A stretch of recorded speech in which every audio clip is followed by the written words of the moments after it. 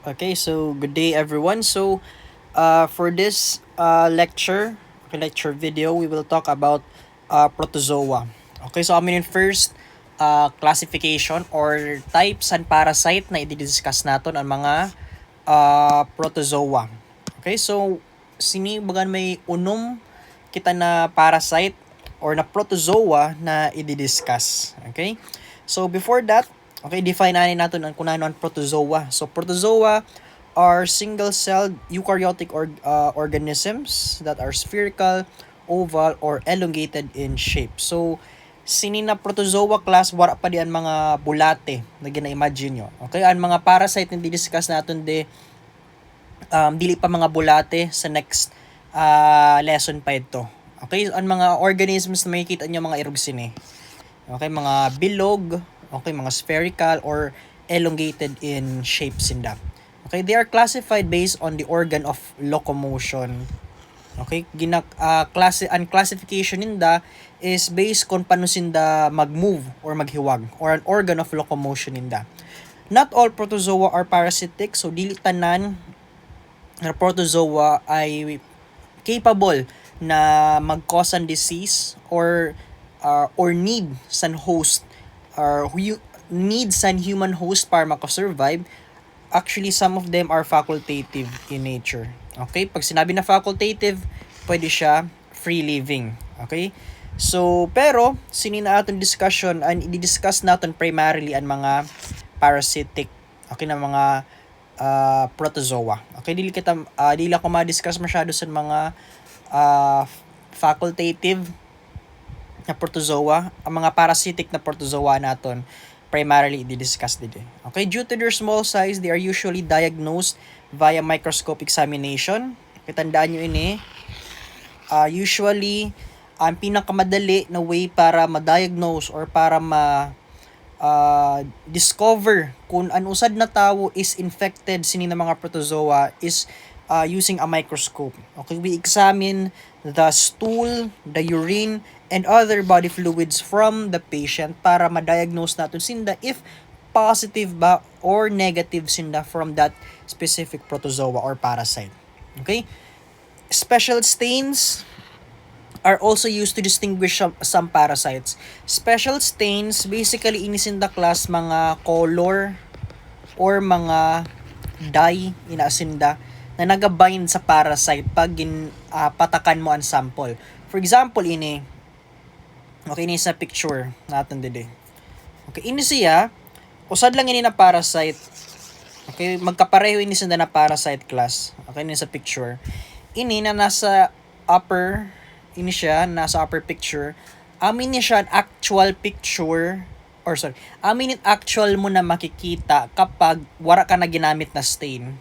Okay, ano sining color niya under the microscope pag wala kang ginamit na stain or dye. Okay? Pero once patakan mo siyang stain, magiging irog na sining color niya. Okay, mas visible siya, mas clear. Kung makikita nyo, mas nakikita nyo ang sulod. Okay, ang nasa cytoplasm niyan, mas nakikita nyo. Compared dito, kapag wala ka san, excuse me, wala kang ibutang na stain or dye. So, amin na, use sa mga stains naton or sa mga dyes naton. Okay? Now, moving on. Okay, amin yung kingdom of protozoa. So, divided siya into two major divisions. Primarily, kung din na parts and body nimo siya makikita.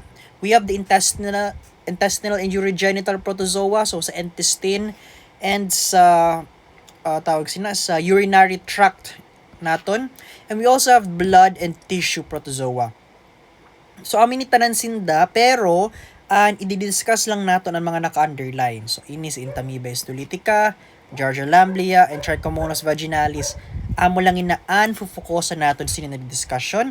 While sa blood naman and tissue protozoa, si Acanthamoeba, Naegleria, and Plasmodium species. Pero again, tandaan nyo, si Balantidium under siya kan intestinal and urogenital, si Leishmania and Trypanosoma, as well as si Toxoplasma gondii under sinda sa blood and tissue protozoa. Sorry, pero ako na sabi kanina, sa matuna pa lang kita na ini siya na video, we will only talk about sorry. Amo ba? Sige, amin niya tulo para half. Okay? Kasi mahaba ini siya na discussion kasi damo-damo kita ni i-discuss ini. So, i-discuss ta sinina part 1 is only Entamoeba histolytica, Georgia lamblia, and Trichomonas vaginalis. Ang part 2 naman, Acanthamoebas, Naegleria, and Plasmodium species. Okay, so before kita magkada sina ng mga parasite, kailangan ma-master nyo ini na part. Okay, kasi kung dili niya na master ini na definition of terms, malilisudan ka mo sini pag understand sa mga ginasabi ko sini na mga specific na parasite. So kailangan again before ka mo magdiretso sini na mga examples and parasite, kailangan aram nyo or master nyo ini mga definition of terms. Okay, so let's start with cyst. Okay, cyst usad siya na morphological stage san protozoa naton. Pareho sinda ni trophozoite. Pareho sinda morphological stage. Okay? Si cyst muna kita. Cyst, usad siya na morphological stage, basically non-feeding siya. Ibig sabihin, kapag ang parasite mo nasa cyst form siya, dili siya or wala siyang capability na kaon. Okay? Non-dividing din siya. So meaning bawal siya mag-reproduce. However, igwa siya sa special na organ which is an cell wall. Tandaan nyo, ang cell wall, makikita mo lang yun na siya kan cyst. Tuturo natin. Si cyst, bawal siya magkaon. Okay? Bawal siya mag-multiply. And igwa siya sa special na organ which is ang cell wall. Now, dahil may cell wall siya class, tandaan nyo, pwede siya makita or nakikita siya sa environment. Okay, outside our body, it can survive the environment. Nano kay kaya niya mag-survive outside sa body naton dahil hina kan cell wall. May protection siya from the environment. Kaya niya mag-survive outside our body. And this is usually the infective stage. Okay, however, this can also be the diagnostic stage. So, tandaan nyo muna, okay, dili ko i-discuss ininduha na terminology kasi i-discuss ko man siya tagtaod. Tandaan nyo lang na si cyst, siya an infective stage as well as the diagnostic stage. Kaya mo lang yung tandaan nyo in this point kasi yan i-discuss ko manina. Now, let's go to trophozoite. Si trophozoite, siya naman an morphological stage na kabaliktadan lang ni cyst. Okay? Kung si cyst, dili siya nagakaon, si trophozoite, siya ang nagakaon na stage. Kung si cyst, siya ang dili naga-multiply, di naga-divide, ini naman amo ang naga-multiply. Siya ang form na naga-reproduce. Okay? Now, nanon special organ niya, igwa siya sa ginatawag na pseudopod. Si pseudopod, amin ni siya an organ of locomotion. Okay? Amoy na siyang ginagamit sa parasite para maghiwag, si pseudopod. Okay? Wara siya sa cell wall, pero meron siya sa pseudopod. Okay? So, dahil wala siya sa cell wall, okay, dili siya nakasurvive sa environment. Kaya niya maghiwag, okay, kasi may pseudopod siya, pero dili siya nakasurvive sa environment. Si cyst kabaliktadan. Kaya niya mag-survive sa environment, pero dili siya nakahiwag. Non-motile siya. Nano kay non-motile siya? Kasi wala man siya sa organ for motility or organ of locomotion. Okay? Usually found inside the host. Si trophozoite, tandaan nyo, makikita siya sa host class. Okay? Primarily sa mga tao. Okay? Nano kay sa tao kasi dida sinda nag-thrive. Okay, dida sinda pwede mag-survive. Okay? Dili mo tawag siya, bihira mo siya makita sa environment. Okay, pwede mo man siya makita sa environment pero in a very short period of time lang. Kasi madalis na mamatay pag nakalabas sinda sa body naton. Okay? And again, tandaan nyo din, siya ang pathogenic and diagnostic stage. Okay? Pareho sin the diagnostic stage and kinaibahan lang, infective si cyst, si trophozoite naman is pathogenic stage. Okay? Now, let's go to excistation. Excistation naman, this is the process in which the parasite exits the cyst form and transforms to a trophozoite. Okay?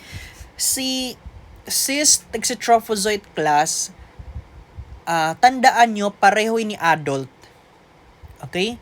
Pareho sin the adult form. Dili ini siya pareho sinan mga na-discuss na last meeting na ang mga bulate, ma-start siya sa itlog, then ma-mature sa dako na bulate. Okay, dili ni pareho sa to class. Si cyst si trophozoite pareho na sin the adult. Okay?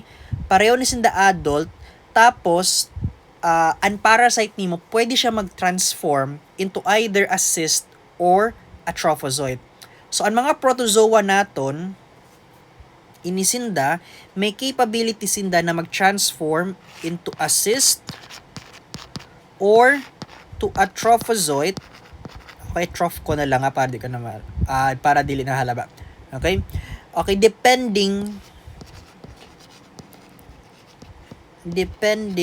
on the need, okay, of the parasite.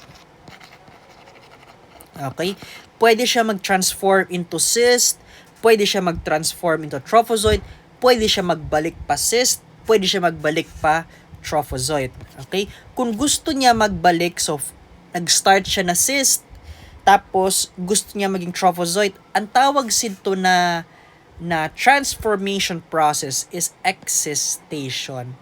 Naga-exit sa cyst. Okay? Nag-exit siya pa cyst para maging trophozoite. Okay? Diin siya nangyayari. It happens in the intestine sa excistation. Okay? Now, let's go to encystation. Encystation, kabaliktadan lang ni excistation. Kung si excistation nag-exit sa cyst, si encystation naman enters cyst. Okay, nag-enter siya sa cyst stage or cyst form. Okay? Is the process in which the parasite in its trophozoite enters the cyst form. So from trophozoite naging cyst, ang tawag mo sinakay encystation. Same, it occurs in the intestine. Okay, nano kay encystation. Okay, nano kay transform pabalik animo trophozoite pa cyst. Okay? This can be due to overpopulation, okay, damo-damo ng parasite, pH change.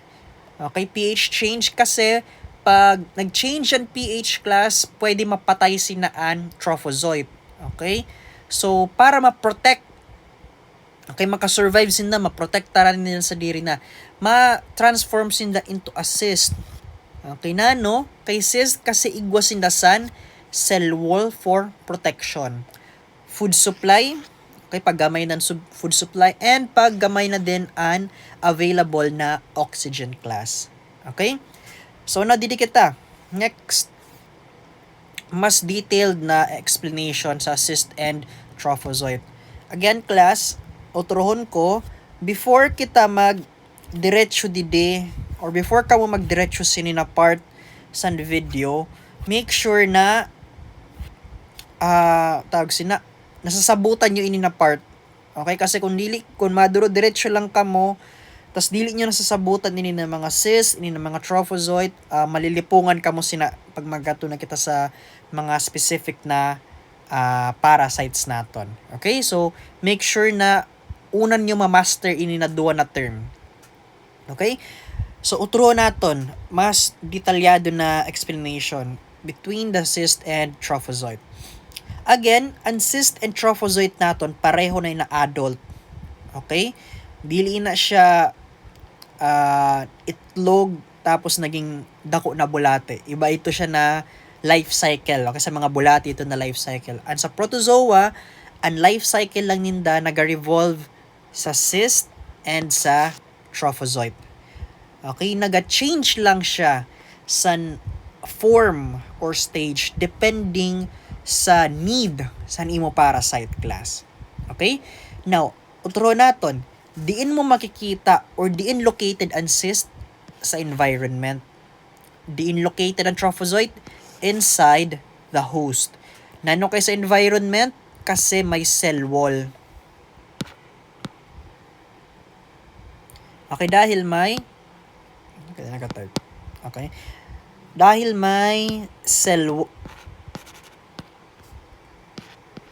Okay, dahil may cell wall. Okay, an imo parasite. Kapag may cell wall an imo parasite class, tandaan nyo, they can survive the environment. Pag wara naman, like our trophozoite, okay, dahil no cell wall, okay, habo niya sa environment. Gusto niya, nasa loob lang sa host. Okay, can either be humans or animals. Okay, depende kung anong na-infect ninda na host. Okay? So, next, mode of motility or mode of locomotion. Nakahiwag ba sinda or dili? Okay? So, ang cyst, dili. Non-motile, dili sinda nakahiwag. Okay? Kasi amin ni sinda class ang cyst. Okay, amin ni cyst gali, sorry. Data magiging una ko. Ang cyst natin amin ni nabilog. Ang trophozoite natin amin ni siya. Kaya amin ni trophozoite natin. Ang cyst natin naman lang yun nabilog. Now, ang cyst, as you can see, bilog lang siya. Aminin cell wall. Okay, aminin cell wall class ini na tawag sa ini border. Okay, aminin cell wall niya.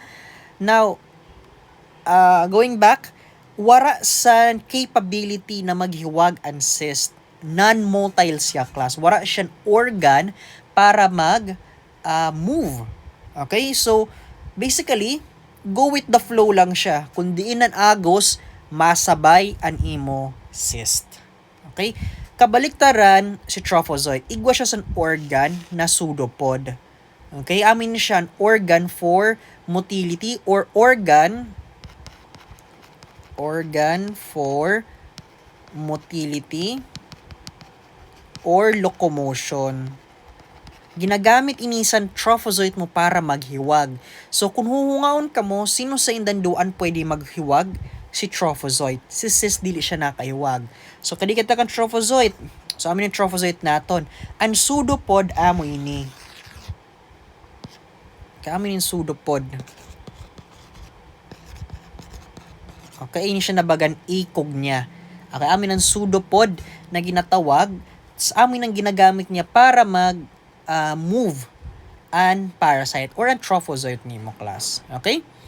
Now, going back, reproduction. Sino ang pwede mag-reproduce sa indanduwa? Si trophozoite. Okay?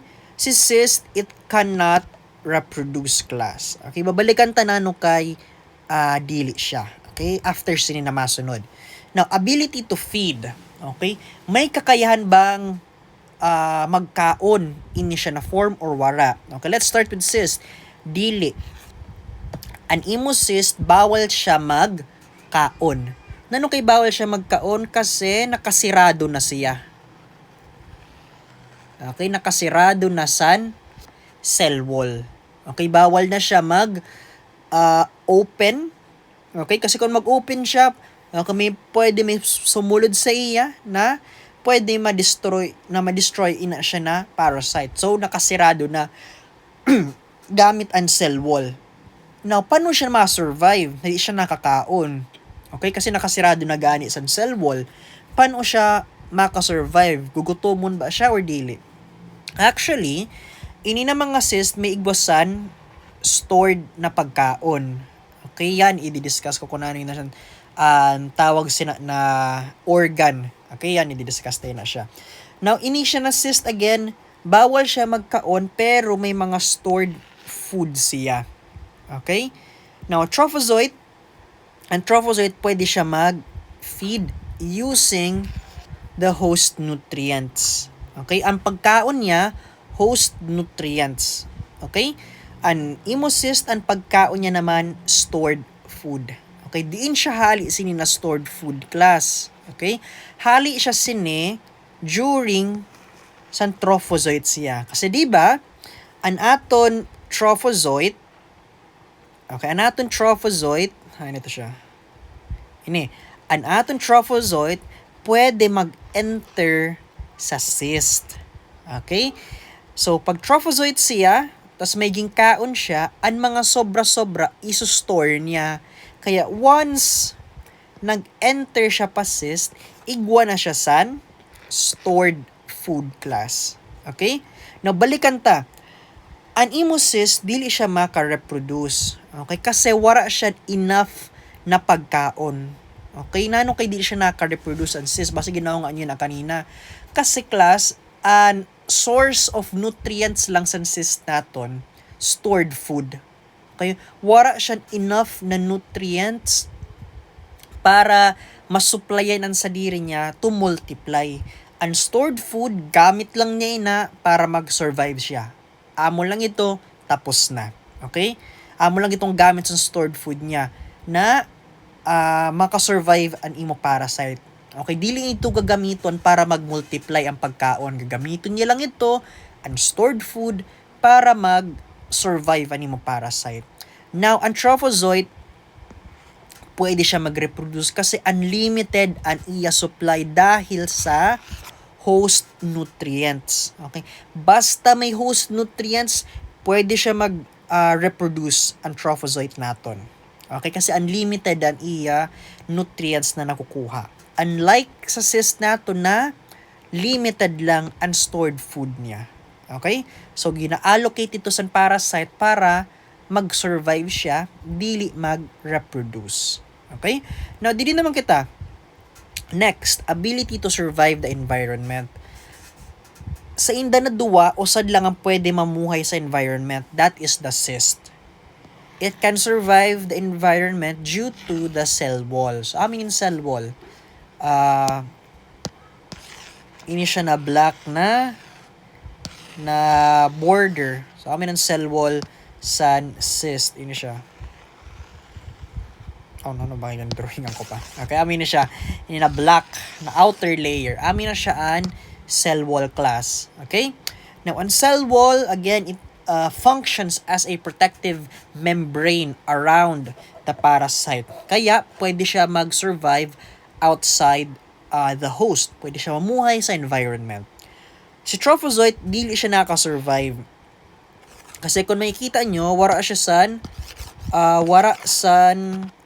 what do you call this? Wara san cell wall. Okay, lacks the cell wall ang trophozoite naton.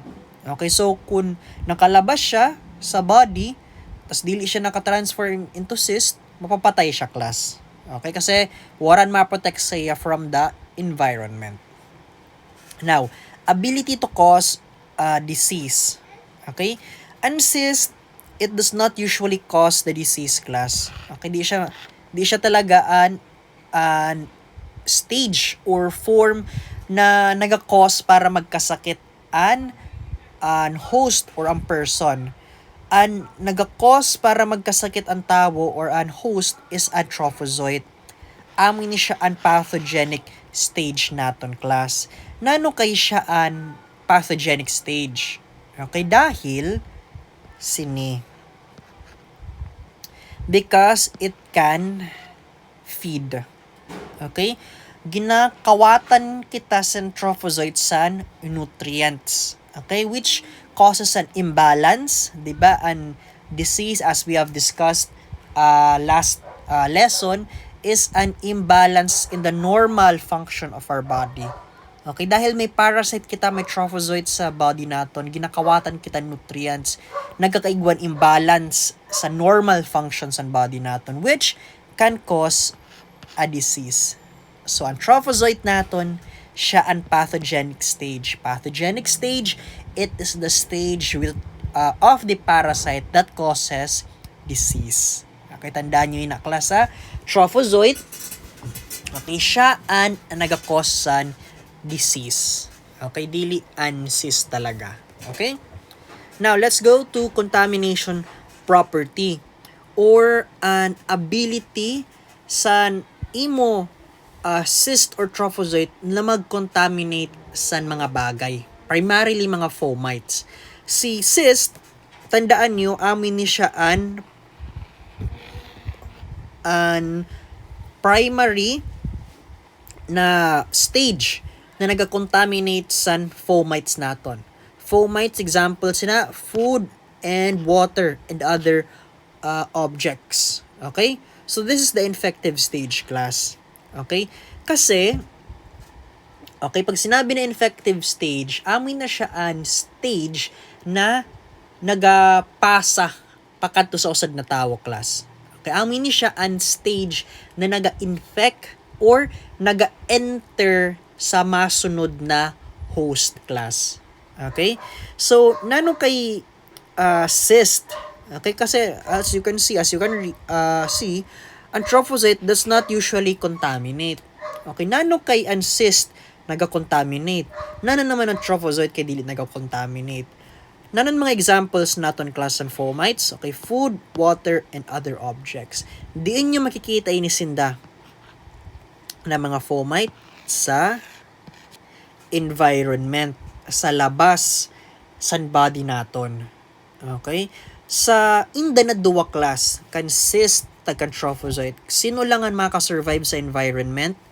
Si cyst lang. Nano kay si cyst lang? Dahil igwas siya san cell wall.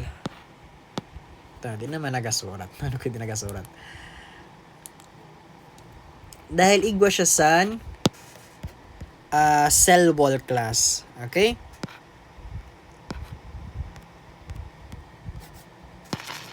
Okay na.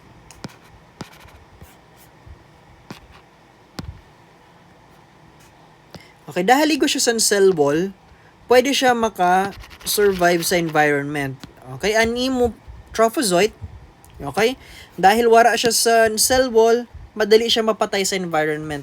Dili niya mako-contaminate ang mga fomites like food and water kasi mapapatay tulos siya. Okay? Ani mo cyst, dahil may cell wall siya, okay, pwede niya makontaminate ang food or water.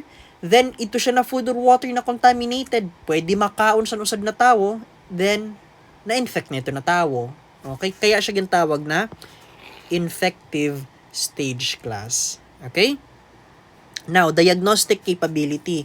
Sino sa inda an tawag sina? Pag sinabi diagnostic property, class, amin na siya an pwede mo makita using laboratory tests. Okay? Now, an cyst can be seen, pwede mo siya makita using laboratory methods. Nan mga laboratory methods naton, na-mention ta na kanina, okay? Using microscopic examinations. Okay? Pag gin-examine mo daw ang stool, urine, or body fluids, pwede mo makita ang cyst. Same din sa trophozoite. Okay? However, only for a short period of time lang, class. Nano kay for a short period of time lang? Kasi again, nasa environment ini. Okay? Ang stool, okay, ang urine, nagagamiton mo, malabas sa body sa tao, nasa environment na siya. Ang imo trophozoite, wala sa cell wall, kaya mapapatay tulos sinda. So, kailangan, para mo makita ang trophozoite, okay, using the microscope, kailangan fresh pa ang imo stool or urine or an sample nimo. Kasi kung malipasan na, for example, 1 hour, nagkakabaratay na ng trophozoite nimo. Ang makikita mo na lang dito kay an cyst. Okay? Pero, may instances na pag fresh pa talaga ang ginhatag sa imo na sample, pwede ka makakita sa trophozoite. Okay? So, sinda na duwa, you can consider them both as diagnostic stage. Pag sinabi na diagnostic stage, amin na siya an stage na pwede mo makita gamit an laboratory methods. Okay, dili lang microscope, damo pan laboratory methods na didiscuss ako dide or na i-mention dide sa mga masunod na slides. Pero ang pinaka-common talaga an microscope. Okay, so amin to an difference ni cyst and ni trophozoite. Okay, kailangan na memorize nyo ini class. Kailangan aram nyo or kailangan ano nyo, memorize nyo talaga ini na duwa. Kasi kung di nyo ni-memorize, malilisudan ka mo sa mga types and parasite naton. Okay? So, adi mo kanin diagrams and excitation and incitation. So, from a cyst, kay ma-exit siya into a trophozoite. Then, pwede din siya mag-enter pabalik sa cyst class. Okay? This happens in the intestine. Okay, this also happens in the intestine class. Okay? So again, pag ang cyst naging trophozoite, ang tawag sina excistation. And trophozoite naman naging cyst and cystation. Both happens in the intestine mo class. Okay? No, turun ta lang ini ng mga infective, pathogenic, and diagnostic stage. When you say infective stage class, this refers to the stage of the parasite that enters the host. Okay, amin ni siya an stage na naga-enter into the portal of entry. Okay, di ba? Portal of entry amin ang ginasuludan sa mga microorganism naton. So kung sino ito siya na nagsulod sa portal of entry, amin na siya an infective stage naton class. Okay? Or the stage that is present in the parasite's source of infection. Okay, next we have pathogenic stage. So from the word itself, pathogenic, okay, the ability to cause disease. So amin ni siya an stage sa parasite that causes disease or damage to the host.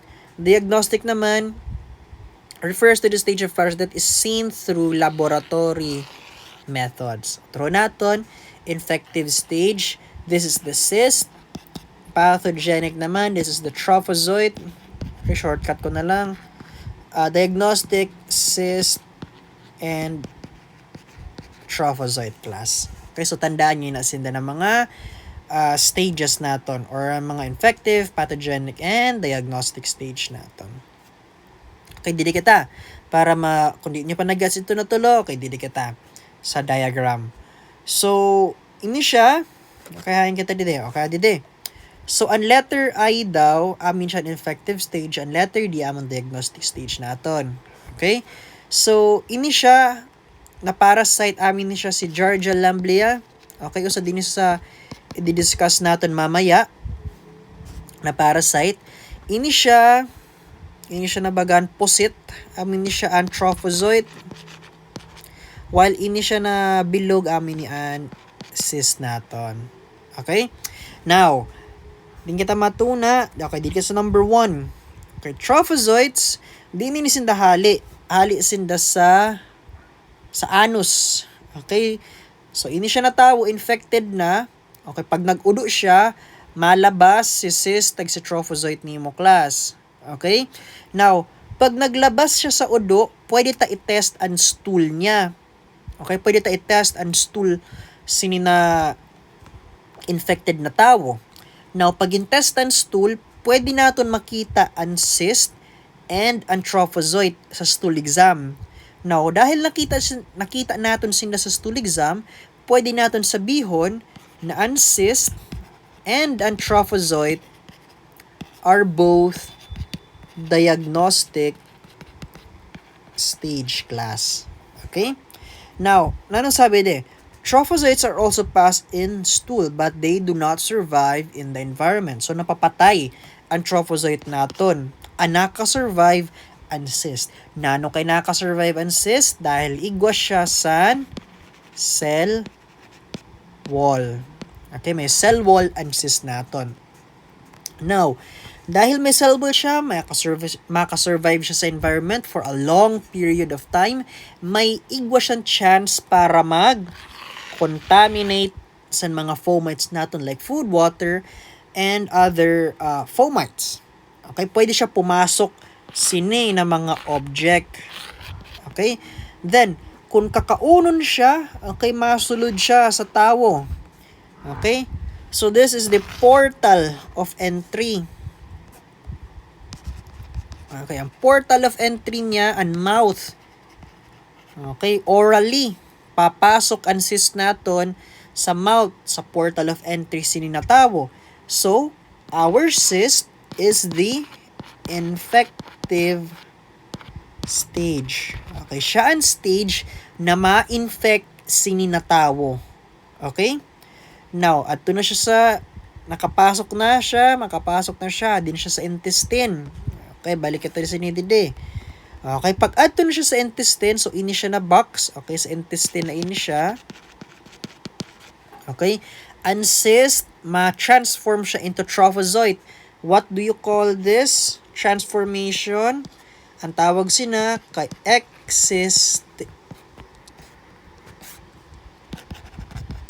excistation class. Nag-exit siya pa cyst. Okay, ma-trophozoite na siya. Then, makaon siya. Okay, pwede niya na ma-feed na siya sa nutrients sininatawo. Okay, para mag-multiply.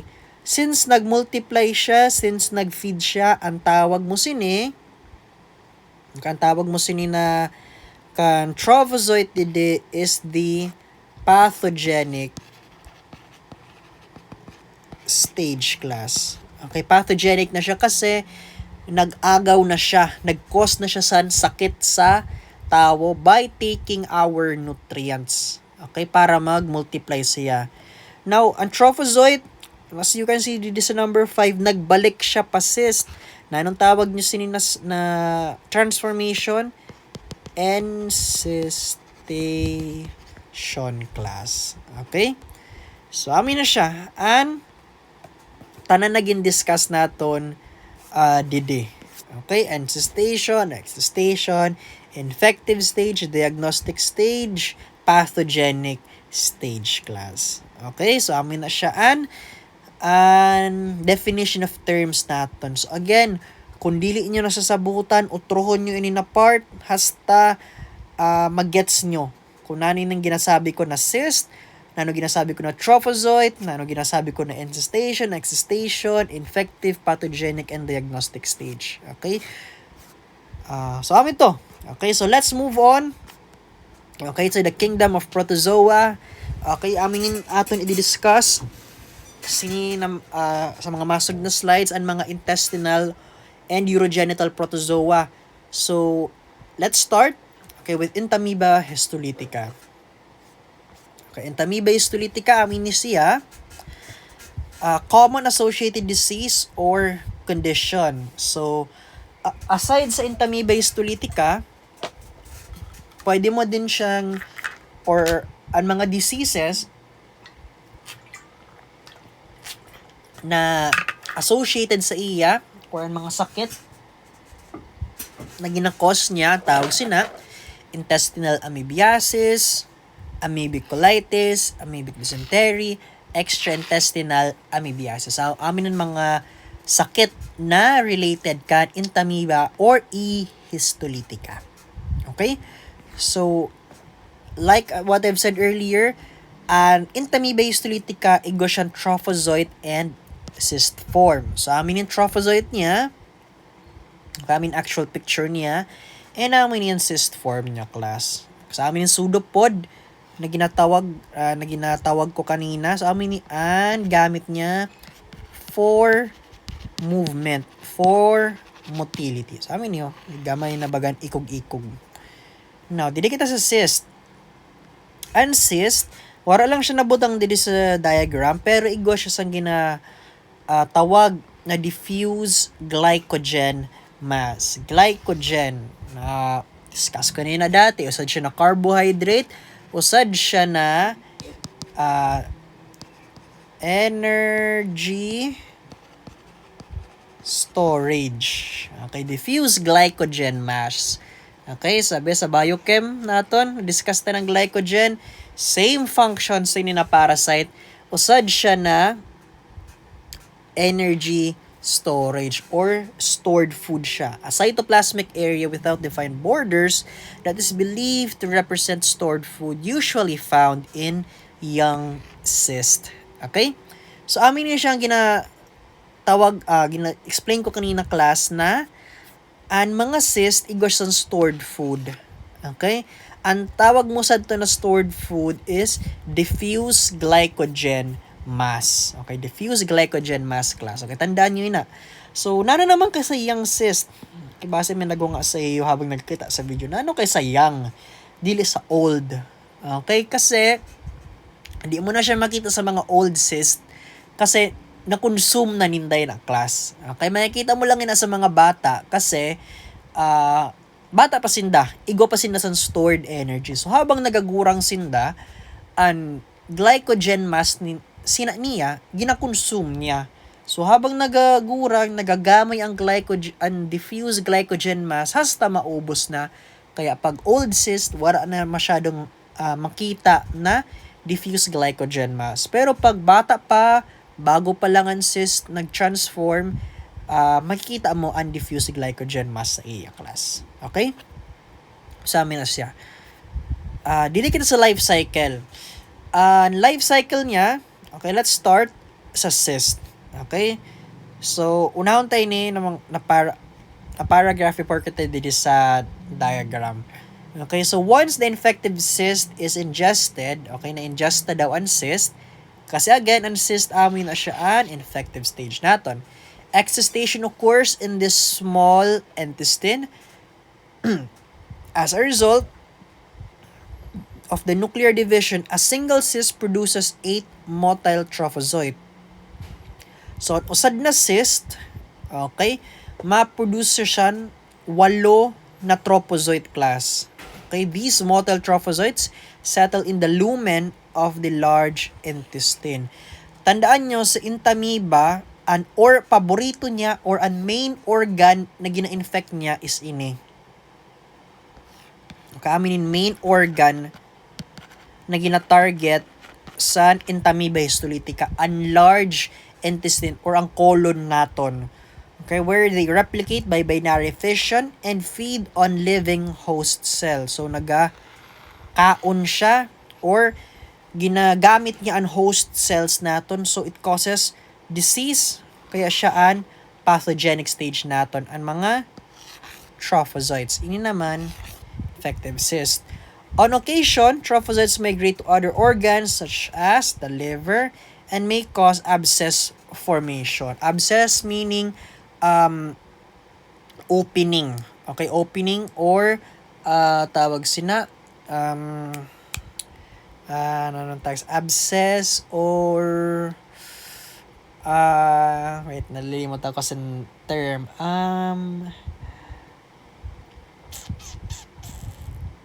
Nalimot na ako sa term.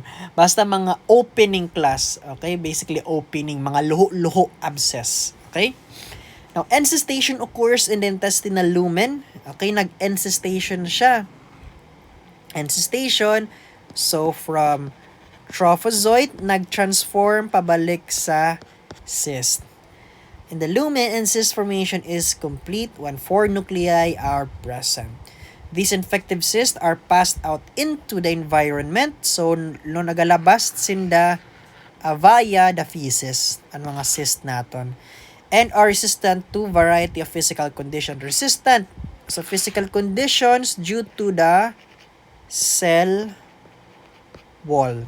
Survival in a feces-contaminated environment for up to 1 month is common. So, 1 month kaya ninda mag-survive ang mga cyst class. Okay? O, di sa diagram. So, ang cyst and trophozoite, pwede sinda mag-pass or pwede sinda lumabas sa udo sa tabo. Okay? Pero, ang trophozoite, like I've said kanina, makikita mo lang siya kapag fresh pa ang udo sa patient nimo. Kapag dugay na ina, mga 1 to 2 hours, nagkamaratay ng trophozoite dida, cyst na lang makikita mo.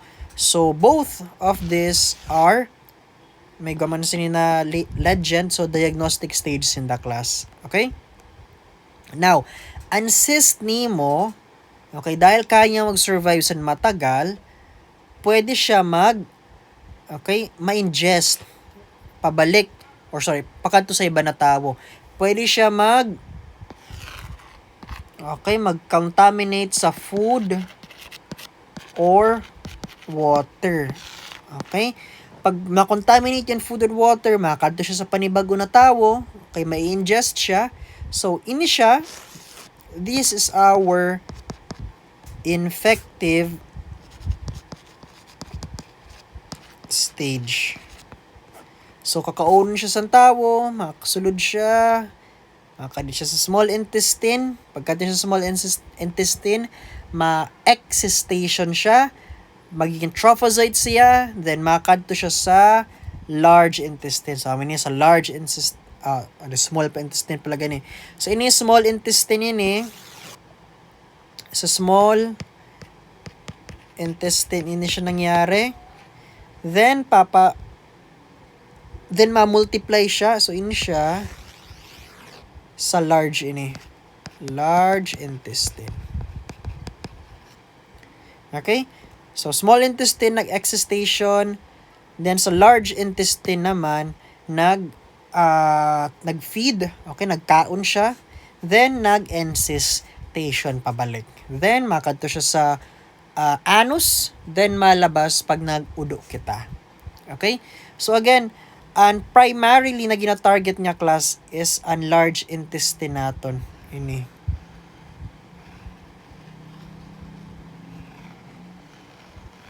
Okay, na siya amin na ang primary target san what do you call this san Entamoeba histolytica.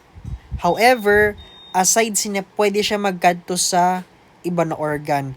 Ang pinakauna na organ na gina-infect niya class, ang pinakahalapit sa iya is ini. Ang liver. Kung puno na sa liver, makakadto siya sa pinakahalapit na organ, ang lungs nimo. Okay? Nano kay nagalipat-lipat siya? Nano kay nagakadto siya from one organ to another kapag puno-puno na ini ang una na organ. Kapag puno-puno na sa large intestine, makadto siya sa liver. Kapag puno-puno ng liver, makadto siya sa lungs nimo. Okay? Kapag puno-puno ng lungs, gayod, pwede siya magkadto sa brain nimo. Okay? Pero very rare naman ng mga cases na nag-migrate pa sa brain kasi usually namamatay na silang tao class, okay? Or malala ng conditions ng tao na dili na tawag sila, dili na gina-consider ninda na kitaon pa if may igwasan parasite sa brain kasi malala na masyado ang condition sa patient nimo. Okay? Nagpuno pa lang ini siya nimo intestine, grabe na yun na ang sakit sa tao or ang condition sa patient mo, or grabe na yun siya class, na bagan super dehydrated na, super malnourished na ang imo patient sina. Okay, sa intestine pa lang. How much more kapag adto na sa brain and parasite. Okay, grabe ng damage sa lawas ng tao sina. Kaya dili na masyado na very rare cases na lang ina siya na nagkikitaan nila sa Entamoeba histolytica trophozoite and brain sa tao. Okay, so amin na ang life cycle niya class. Again, ang trophozoite and cyst, pwede siya na magkadto sa udo. Pwede natin siya makita gamit ang microscope and other laboratory methods. So, sindaan, diagnostic stage naton. Ang cyst, i-contaminate niyan food and water. Kakaunon siya sa usad pa na tao, amon infective stage naton. Then, makakadto siya sa small intestine. Dede, ma-transform siya pa trophozoite. Ang trophozoite, makaon. So, amin niya siya ang pathogenic stage naton. Okay? Then, ma-multiply. Pag damo-damo na, Kung gusto niya na maglabas sa body, ma-enter siya sa cyst. So, ma-encystation siya para paglabas, safe siya kasi may cell wall siya, class. Okay? So, amin ang life cycle san Entamoeba histolytica. Okay? Very basic ang life cycle. Now, clinical symptoms. So, dito na kita sa sakit na ginakos ni Entamoeba histolytica. So, Entamoeba histolytica is the only known pathogenic intestinal amoeba. Okay, the range of symptoms varies on two main factors. Una is location of the parasite and the extent of tissue invasion. So, ang location sa parasite, kung diin siya nagkadto, tapos an extent of tissue invasion. Kapag large intestine lang and affected, minimal lang ang damage niya, maudo-udo ka lang. Kaya mo lang na siya, madidehydrate ka, may weight loss, maudo-udo ka. Amo lang ang damage. Pero, compared kapag ang parasite, kapag sa Entamoeba histolytica, nagkadto na or pumunta na siya sa liver, pumunta na siya sa lung, sa brain, compared sa intestine lang, mas grabe ang damage sa to. Okay? Tandaan nyo, ang severity sa sakit na ginakos ni Entamoeba histolytica nagadepende sa location, tag sa extent, okay, sa invasion niya. So, igwa kitang 3 states of infected humans. Asymptomatic carrier, symptomatic intestinal, symptomatic extraintestinal amoebiasis. So, usado-usado natin sinda. Starting with asymptomatic carrier. Again, when you say asymptomatic, no symptoms. So, 3 factors acting separately or in combination are responsible for asymptomatic carrier state of a patient infected with Entamoeba histolytica. Una, the parasite is of low virulence strain. So, an Entamoeba histolytica na naka-infect sa imo, dili kayo pathogenic or dili kayo mataas ang virulence niya. So, wala masyado siyang ikukos na disease or sakit sa imo. Pwede naman, the inoculation in the host is low. So, gamay lang na parasite ang nakapasok sa body mo. So, kapag gamay lang ang nakapasok sa body mo, so, dili man na grabe ang sakit na idudulot or ikukos niya. Or, pantulo, the patient's immune system is intact or makusog. Kapag makusog ang immune system mo, kapag may pumasok na Entamoeba histolytica, pwede ma-defend inasan immune system naton. So, pwede sarabay ini nangyari, pwede pa usad-usad din nangyari, pwede sinda combination with one another.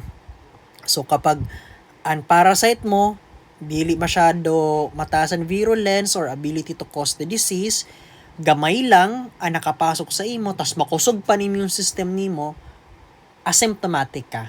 Okay?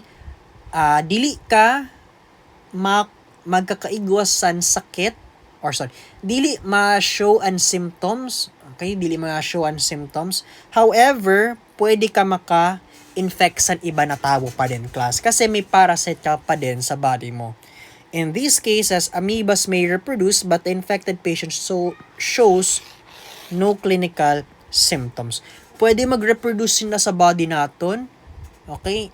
They can live inside our body. They can use our nutrients, okay, to multiply, but wala san symptoms. Okay? No clinical symptoms will show. Okay? Sa aton. So, amin na asymptomatic carrier state, class. So, next we have symptomatic intestinal amoebiasis. So, ano siya? Symptomatic, so with symptoms na. Nano na organ unaffected? Intestinal. Primarily the large intestine, class. Now, patients infected with Entamoeba histolytica who exhibit symptoms often suffer from amoebic colitis. Okay? Or the inflammation sa colon or large intestine natin. So, colon, amoebic colitis, ang aton daw, may infection kita, Okay, may infection kita sa aton large intestine. Okay, this is due to amoeba or Entamoeba histolytica. Caused by the presence of amoebas exhibiting symptoms, in some cases, these patients may transition from amoebic colitis, infection, nag-start siya infection, then magkakaigwasan blood or mucus. Ang tawag mo sina amoebic dysentery. Okay, infection lang, then nagkaigwanan blood and mucus. So, amo yun siya, amoebic dysentery class. Okay, as you can see, may mga butod-butod kita. May mga butod-butod kita. So, amin na infect ang aton large intestine or ang colon naton. As you can see, may mga blood kita, di ba? Mga blood. Okay, may mga dugo. May mga dugo, mga samad-samad. And as you can see, may mga yellow kita. May mucus. Okay, may mucus na naglabas na. Okay, dahil na sa infection class. Okay? So, blood and mucus in the stool. Okay? May blood na, may mucus na, paglabasan udo nimo. Okay? Ang tawag sina amoebic dysentery. So, ibig sabihin sina ang sakit nimo naga-progress na. Okay? Kailangan na sa medication, kailangan na intervention sina. Okay? Amoebic colitis, masakit ang tiyan, nagasakit pa lang ang tiyan mo sina kasi may infection. Pwede ka pa sina masyado nag-udo-udo.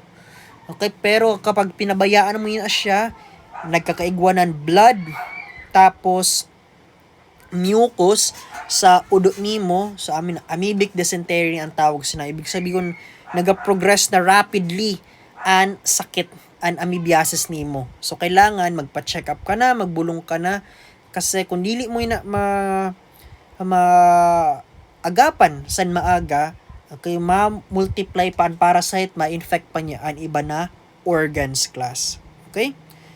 So, may ginatawag kita na flask-shaped ulcer class. So, kanina nalilimot ako sa term ulcer or ulceration or abscess. Okay? So, basically, ang Entamoeba histolytica, ang ginahimo ninda class, nakikita nyo na yung mga white. Okay, amin, di na sulod ang Entamoeba histolytica. So, amin ina siya na white amin So, basically, may igwa ka din tissue dati. Okay? Connected na duwa dapat. Dapat connected tag Okay? So, na may nagka din na Entamoeba histolytica, okay, nagkadaan mga trophozoite nimo, ang ginimo ninda, ginkit-kit ninda. Okay, ginkit-kit ninda ang imo tissue hanggang nakita nyo class, hanggang nakit-kit ninda hanggang irog sini. Okay, nagkaigwa sina. Okay? Ang tawag mo sini na condition is flask-shaped ulcer. Okay, flask-shaped kasi baga siyang flask. Okay, di ba sa laboratory na irog sini? Ang tawag mo sini kay flask. Tawan shape niya, shape sini halos similar. Okay?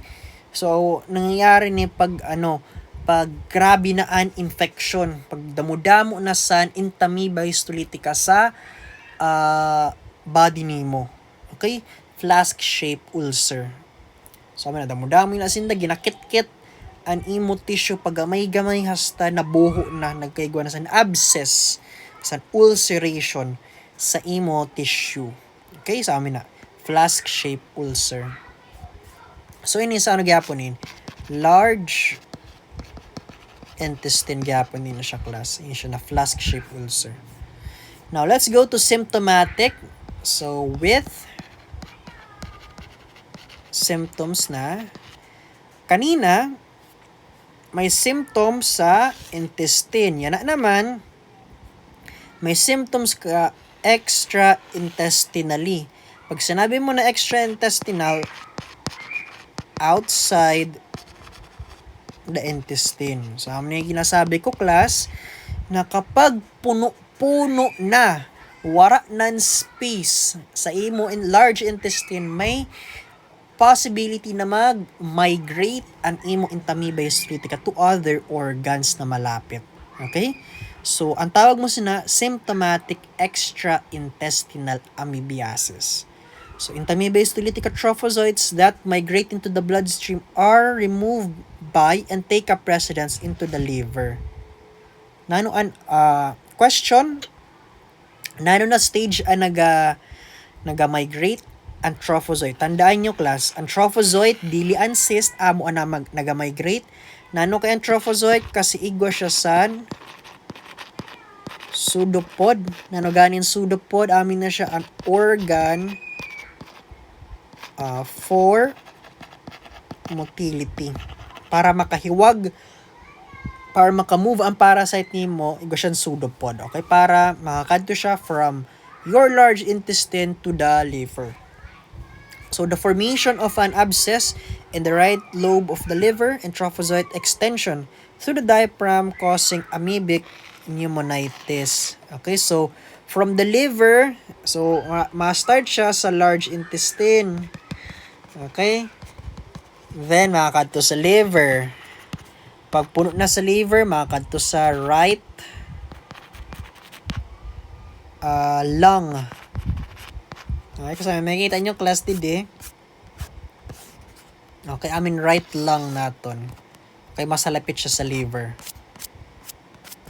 So, ay nakita, large intestine, kapag to sa lungs, then makakadto sa brain naton. Ang tawag sa condition sa lung is amoebic pneumonitis. Okay? In addition, aside sinin ng mga organ, pwede din sa lungs, okay? Pericardium. Sa pericardium, this is the tissue that surrounds our heart.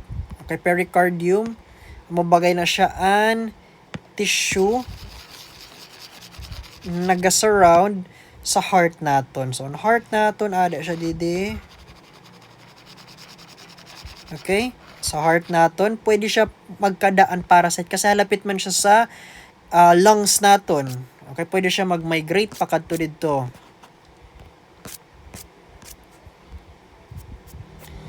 Aside sa lung, aside sa pericardium, sa spleen, pwede din, sa skin, pwede din, and pwede din sa brain naton class. Okay?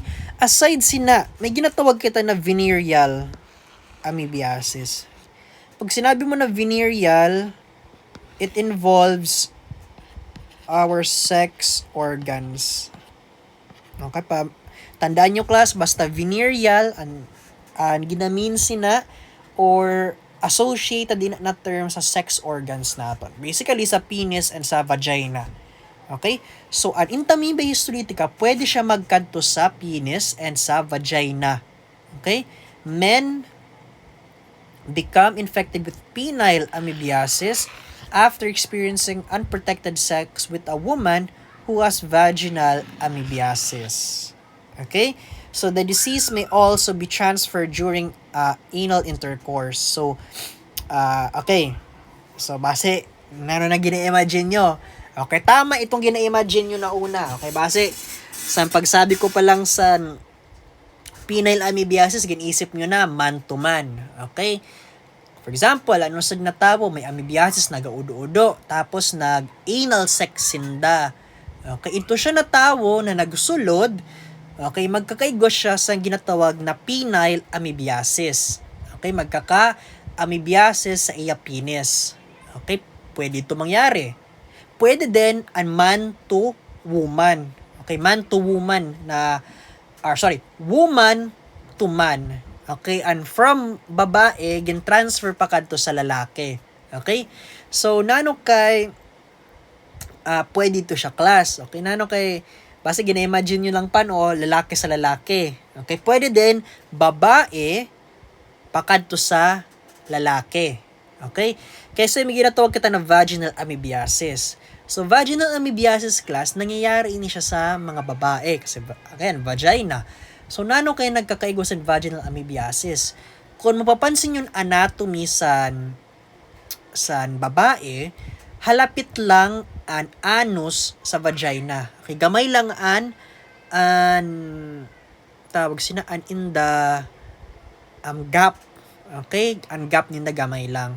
So kapag nag-udo an usad na babae na igosan amoebiasis, pwede ito siya mga parasite ma-wash off pakadto sa vagina. Okay, tas dito na mamuhay sinda sa vagina class. So nagkakigutan vaginal amoebiasis. Okay, so kung ito naman na ito na siya at na wash off na sa vagina, pagkagabi nakipag-sex siya. So ito siya na ato sa vagina, may nagsulod na penis, ma-transfer siya pagkato sa penis, again, magkakaigo gyapon sa penile amoebiasis. Okay? Sa amin na siya klasa, dili lang, basi gina-imagine nyo, man to man lang an penile amoebiasis. Pwede din siya mangyari from a woman pakadto sa babae. Okay? Pwede din ataan man to woman, pero very very rare na yun namang pwede naman siya mangyari. Okay, man to woman, okay, na amoebiasis, pero mas damo na steps ang kailangan mo para mangyari na siya an man to woman. Mas common an woman pakadto sa man na amoebiasis or na venereal amoebiasis. Again ha, gukatan two types of venereal amoebiasis. We have penile amoebiasis and vaginal amoebiasis. Pag sa lungs naman, amoebic pneumonitis. Pero tanan inisinda under ina siya sa extra intestinal amoebiasis kasi outside na sindasan intestine naton class. Okay, sa amin naan mga types sa amoebiasis naton. Now, let's go to the diagnosis. So, paano natin ma-confirm kapag ang patient mo positive or igwa sa amoebiasis? So, finding the trophozoite in the diarrheic stool or cyst in the formed stool, either sa indang duwa, mapa-trophozoite man yun or cyst, basta may nakita ka, automatic positive na yun na class. Okay? Kung makita mo trophozoite lang, positive na ina. Pag makita mo cyst lang, positive na ina. Pag makita mo sinda sabay, positive yapon na siya class. Ha? Again, pag trophozoite lang, trophozoite only, positive. Pag cyst only, positive yapon na. Pag both trophozoite and cyst, positive gyapon nila class kasi pareho sinda diagnostic stage.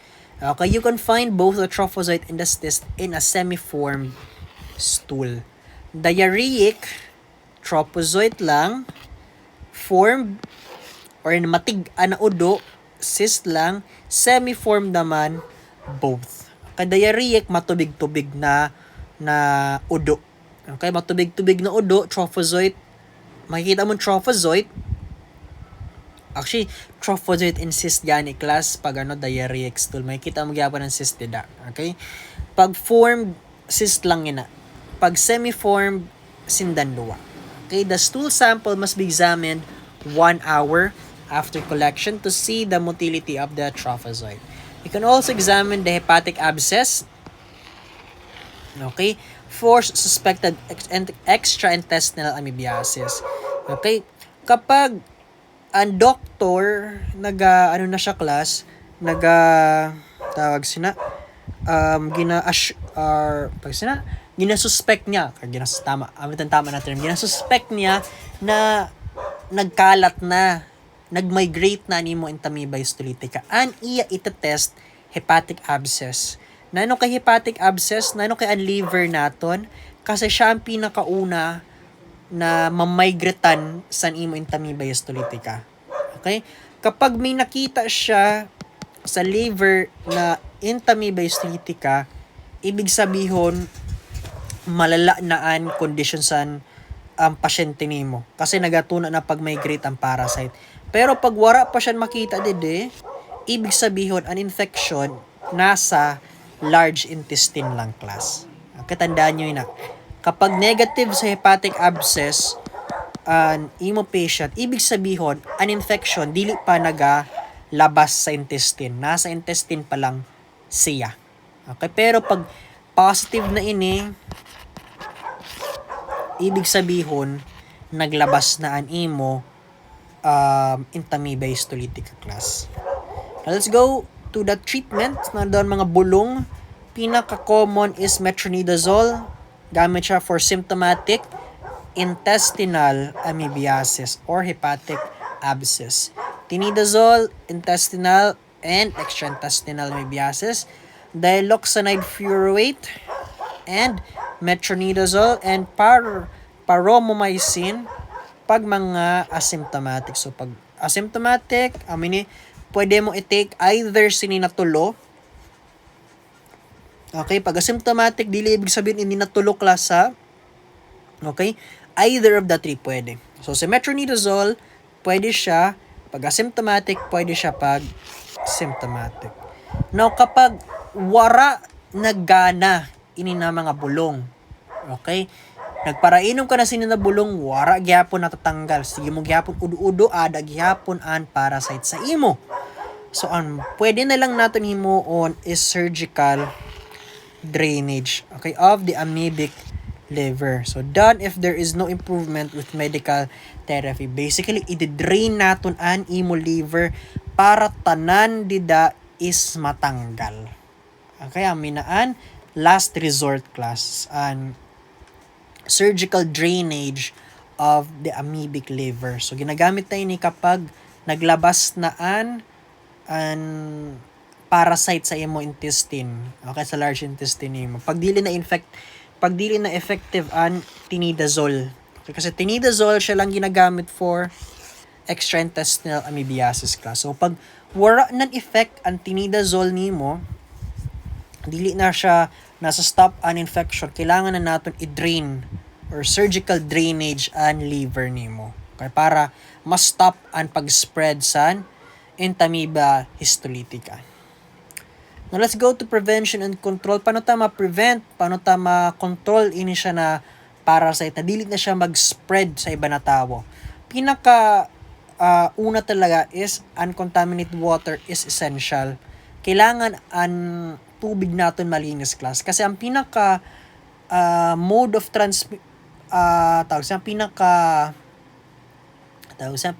gina-infect or dili infect, ang pinaka gina-contaminate, tama na term, ang pinaka gina-contaminate ni Entamoeba histolytica class kas ang tubig. Okay, drinking water. So this may be accomplished by boiling or treating with iodine crystals.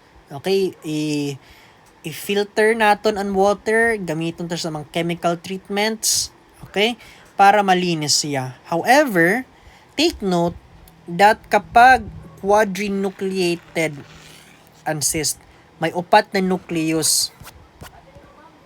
Okay? Ano din ang cyst natin kanina na picture.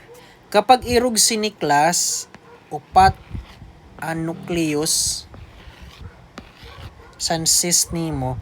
Kasi ang cyst kasi pwede siya 2 to 4 na nucleus. Pwede 2 lang, 3, pwede 4.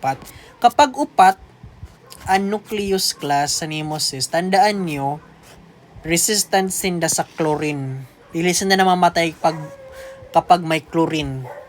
Tandaan nyo na kapag quadrinucleated ang cyst nimo.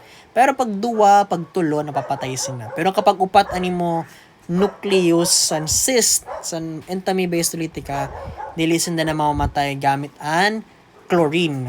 Okay? A water treatment regime that includes filtration and chemical treatment is necessary to ensure water supply safety. So, butangan yung chlorine, butangan nyo sa kung ano pa na chemical treatment, tas ipaagi nyo sa filter para sure ka mo na malinis ang tubig na ginainom. Aside sa water treatment or pag make sure na malinis ang water, proper washing of foods and then mga vegetables or mga crops, okay, na nagagamit sa human feces, or i-avoid na agad ang human feces or nang tawag sini night soil, okay, as fertilizers. Good personal hygiene, okay, gamit ang hand washing, sanitation practices, and protection from flies and cockroaches. Ade. Ang flies and cockroaches class, nagkakanto di ba na sa mga udo. Okay? Pag nagkanto sila sa udo na may igwasan Entamoeba histolytica cyst, ito na mga cyst pwede magkanto sa mga tiil, sa mga kamot, sa langaw, tagsang cockroach. Tas kung magkanto sila sa food nimo, pwede ma-transfer, pwede maiwan ito na cyst sa food. Kaya na-contaminate na ang food nimo. Okay? Avoidance of unprotected sexual practices. Ito sa venereal amoebiasis naton. So, this all, okay, can break the transmission or the chain of infection sa imo Entamoeba histolytica class. Okay, so, very widespread na ini siya sa Entamoeba histolytica class.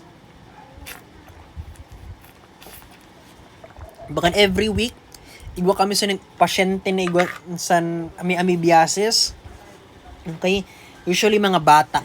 Okay, mga bata talaga yun mga tawag sila, mga 1-year-old, durog sila, to 3 years old, okay, 5 years old, durog sila, mga bata pa. Okay? Pero dili lang siya sa bata, may mga adults din kami na nagkaka-amoebiasis. Okay? Pero usually pag adults, mga asymptomatic na sindaklas. Okay? Sa mga bata talaga, makikita mo ini siya. Asymptomatic intestinal amoebiasis. Usually sa mga bata talaga ini sindaklas. Okay? Kaya man ini na extraintestinal sa mga bata talaga ini siya common. Okay? Pwede mo man siya makita sa adults kapag napabayaan. Okay? Wala nagpa-check up. Asymptomatic lang siya sa una. Tapos pabayaan niya. Pwede siya mag-develop asymptomatic, pwede siya mag-develop pa symptomatic intestinal kapag pinabayaan niya sa diri niya class. Okay? So, amin na siya Entamoeba histolytica class. Kasama pinakauna na parasite na gindiscuss ko sa iyo. Okay, masunod. Panduwa na parasite, si Giardia. Okay, Giardia intestinalis, Giardia lamblia, Giardia duodenalis. So, damo-damon pwede tao siya, para reho lang yun na siya. Okay, bahala na kamo kung anong gusto niyo i-memorize. Okay, pwede Giardia intestinalis, pwede Giardia lamblia, pwede naman Giardia duodenalis. Pareho lang yun. So, this is the trophozoite and this is the cyst. Okay? Trophozoite, ang tawag sa iya kay old man with glasses. Kasi baga siya, kung kataon nyo, baga siya gurang. Siya gurang na may igwasan salamin. Okay? Teardrop shape din siya. Kung baliktadon nyo, baga siya teardrop or pear shape siya. So, ang unique kan Giardia is ini. Igo siyang bilateral symmetry class. Kung may pansin nyo, pag tungaon ta siya, same ang left side sa right side class. Kaya amin yung unique sa iya. Okay? Bilateral symmetry. Okay? It has 4 pairs of flagella. So, amin ni an organ for motility. Okay? Wala siya sa pseudopod class. Okay? Wala siya sa pseudopod. Ang igwan niya kay flagella. Pareho lang ang function ninda. Okay? Which is for movement for motility. So, ibig siya 4 pairs. 1, 2, 3, 4.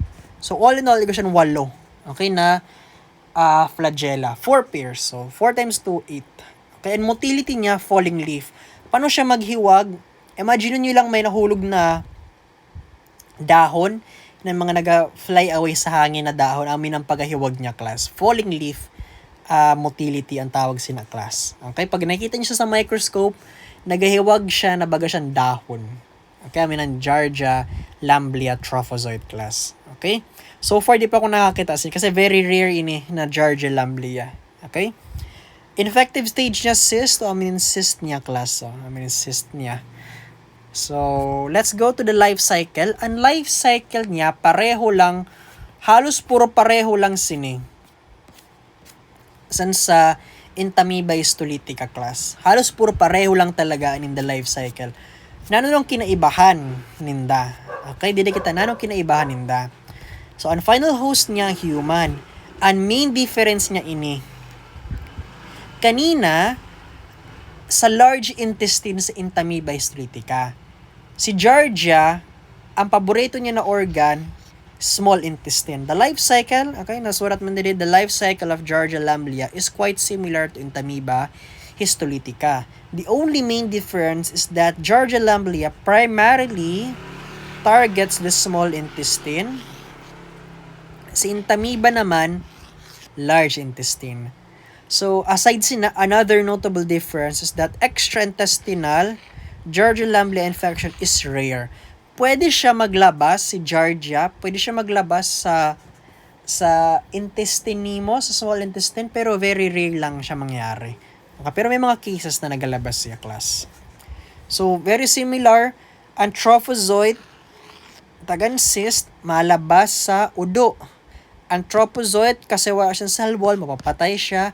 Ang cyst, dahil may cell wall, pwede mag-contaminate sa food or water. Ang food or water, kakaunon mo. This is the infective stage. Makakadto siya sa small intestine. Pagkadto sa small intestine, so this is the small intestine. Okay, small intestine. So from cyst, magiging trophozoite. Ang tawag mo sini kay excistation. Now, ang imo trophozoite makaon.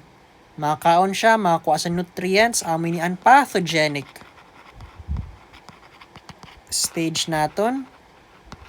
Ma-multiply siya, pag damo-damo na siya, magiging cyst. Ang tawag mo naman sini encystation. Okay, very similar lang ang life cycle nin the class. Okay? Ang diagnostic nimo, again, sindagihapon na dawa. Okay, pareho lang an infective stage, diagnostic stage, tag pathogenic stage ni Giardia, tag ni what do you call this, Entamoeba histolytica. Pareho lang aninda infective stage, diagnostic stage, pathogenic stage. Ang kinaibahan lang kung nano ang main organ or ang habitat ninda. Tapos again, extraintestinal Giardia lamblia infection is rare. Pero nangyayari siya, class, compared sa Entamoeba histolytica na mas common siya mangyari compared sa Giardia. Now, nano ang disease? Okay, may tulo na possible conditions na mangyari kapag may Giardia lamblia ka sa body mo. Una, giardiasis or traveler's diarrhea. Nano kay traveler's diarrhea ang tawag sa iya? Kasi, class, common ini siya sa mga ini siya na parasite, common ini siya sa mga hiker. Okay? Kasi tawag sin ang mga hiker baga nagakadto sila sa mga bukid, okay, sa mga woods, okay, nagacamp sinda. Tapos ang ginahimo ninda, nagainom lang sinda kundiin. Okay, dili ninda ginainit san maayo ang tubig. Okay, basta nainit na ninda, basta nagkaladkad na, iinom mo na ninda, class. Kaya ang problema ay nan mga tubig na ada sa bukid, sa mga woods, okay, sa mga kagubatan, damuin na siya sa Giardia lamblia. Okay, or di na mo makita talaga si Giardia lamblia sa environment and cyst ni Giardia lamblia. Kaya ina siya na mga traveler and na mga hiker. Pagbalik ninda sa syudad, nag-urudo-udo sinda. Pag nagpa-test sinda, amin na nakikita. Amin ni siya nakikita, class. Okay? Kaya kung makakadto ka mo sa mga bukid-bukid, ma-hiking ka mo, magdara na lang ka mo sa tubig niyo, class. Okay? So, nanan mga symptoms, diarrhea, abdominal cramps, nag-udo-udo, masakit ang tiyan, anorexia, okay, weight loss, okay, tawag sin anorexia means nagababa ang timbang mo. So rotten egg smelling flatus, sa utot mo daw bagan rotten eggs, bugok na itlog ani mo utot. And steatorrhea. Pag sinabi na steatorrhea, may mga fats sa udo nimo. Kanina sa Entamoeba histolytica, nan makita mo sa udo blood and mucus in the stool. Okay, blood tag mucus sa udo.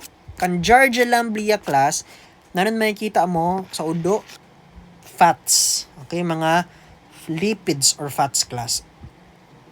Now, aside sa giardiasis, we have what we call gay bowel syndrome. Okay? So, before galini, so ini siya symptomatic ini class, ha? Symptomatic. Kasi may symptoms ka. Okay, let's go to gay bowel na. Gay bowel syndrome, ini siya class, gay bowel syndrome, usad siya na umbrella term. Okay? Umbrella term ang tawag mo sa gay bowel syndrome. Pag sinabi mo na umbrella term, dili siya specific. Ang gay bowel syndrome, dili siya specific kan Giardia lamblia lang. Damo na parasite ang pwede mag-cause san gay bowel syndrome. Kaya siya tinawag na umbrella. Damo ang nakalukop sa iya. Damo ang possible causes sa iya. Nanon cause niya due to oral anal contact. Okay? So, usually, oral anal contact from man to man. Okay? So, man to man, okay, na sexual intercourse, okay? Gintusok sa usad na lalaki, tapos okay, wait lang, oral anal, tinusok sa iba na buho, tapos kinaon itong gintusok. Okay? So, gay bowel syndrome class. Okay? So, amin na siya. Umbrella term na siya class. So, dili lang siya nagakosan, dili lang Giardia lamblia nagakosan gay bowel syndrome, damo pa. Pero usa din sa mga common causes sa gay bowel syndrome, sa Giardia lamblia. Okay, due to oral anal contact. And we also have mga asymptomatic carrier. Again, wala san symptoms. Okay? Now, diagnosis. Damo-damo itang pwede na test na pwede gamiton ka Giardia lamblia. So, we have duodenal aspirate, entero test, or Bale string test, which is amo ni discuss ko ni mamaya. Direct fluorescent antibody assay. This is the gold standard. So, basically, ang gamit naton dide, I believe kay dugo. Blood ang gamit dide sa number 3. Blood ang sample naton dide. Ang ginatest naton antibody class. Okay? We also have immunochromatography fecal antigen detection. Ini naman, as far as I know, ang gamit sinikay stool. Udo ang gamit mo. Kasi antigen ang ginatest mo didi class. Western immunoblot, this is blood. Kasi antibody man din ang gagamiton mo. RT-PCR, pwede ata blood or stool. Di ko sure class kung blood or stool yun eh. Kasi ang ginatest mo na pag RT-PCR, DNA or RNA san parasite. And ang pinaka mura sa indatanan, stool exam. So, amin yung ginagamit, ang pinaka-basic, stool exam. Okay? Ang gamit mo din, syempre, kay udo. Okay? Now, i-discuss ko lang inindua si direct fluorescent at si entero test. Okay? Kasama lang na hanapan ko sa pictures si entero test. Mahirap hanapan picture ni iba class. Okay? Ang pinaka gold standard. When you say gold standard class, amin yung pinaka the best na test. Okay? Kasi iba na test class, pwede ka i-fail sina or pwede dili mo makita sin nagamitin na test. For example, stool exam. Effective lang pause na ako. May naman ako tubig. Effective lang ang stool exam. Excuse me. Effective lang ang stool exam class kapag damo san parasite na makikita mo sa stool, lalo na kapag symptomatic animo sakit class. Okay? Madali ka makahanap san parasite sa udo san tawo kapag symptomatic. Pero kapag amo ini ang condition san tawo mo asymptomatic carrier, pag nag-udo ina sinda, gamay lang ang parasite sa udo ninda. Kaya kung gamay lang, may chance na pag kita mo siya sa microscope, okay, nag-perform ka sa stool exam, dili mo makikita sinda class, dili mo ma-visualize sinda under na microscope. So kapag dili mo sinda makita, nanon sasabihin mo, negative na siya na pasyente. Wala siya na parasite. Okay, so ibig sabihin, safe siya based sa reading mo. Ito gali, igwa, gamay lang. Okay, asymptomatic lang siya. Now, paano ta siya matest para ma-sure ka mo talaga kung asymptomatic man niya siya or symptomatic, kung igwa ba siya dyan Giardia lamblia, amoy ning gagamiton. Direct fluorescent antibody assay. Okay, that is the gold standard. Basically, waran makalusot sin sa iya. Okay? Ang accuracy sin niya class, 90% plus ang accuracy niya. So basically, ang ginatest mo dili an parasite. Okay, dili an parasite mismo ang ginatest mo di. Ang ginatest mo is an antibody. Antibody produced antibody produced produced by your immune system. Okay? Kasi class an may duwa kita na general types and test na pwede na gamiton para maaraman naton kung may microorganism animo pasyente or wara. Okay? Pwede naton directly i-test ang microorganism. Hanapon ta kung hain nila ang microorganism. Okay? Amin na usad na way para i-test naton ang patient mo. Hanapon ta ang microorganism sa lawas sa patient mo or sa sample sa patient mo. Aside sina, pwede din naton i-test ang response sa body mo. That is your antibody. Okay, antibody nimo response ina niya sa microorganism.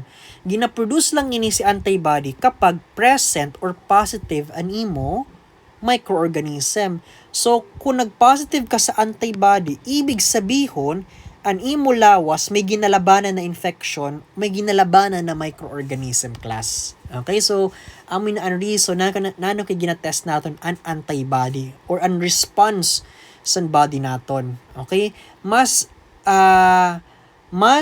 specific siya, mas madali siya matest kasi misking gamay lang na antibody, misking gamay lang na microorganism man ada sa imo class, ma-produce an antibody an imo lawas. So mas madali mo siya ma-find out or makikita kapag may sakit ba or waraan imo patient class. Okay? Now, sa entero test amini. Kami to siya direct fluorescent class ha. So amin ang gold standard for Giardia lamblia. Now, entero test amini. Basically, igwa kasi ni na string, okay, or Bael's string test. Okay, igwa siya sini pag naka-unwind na. So ipapatulon ni sa imo class. So ini amin ipapatulon sa imo ning bilog. Tapos halabain ni siya, ipapatulon siya sa imo hanggang magkadto siya sa stomach nimo. Okay, sa stomach nimo class.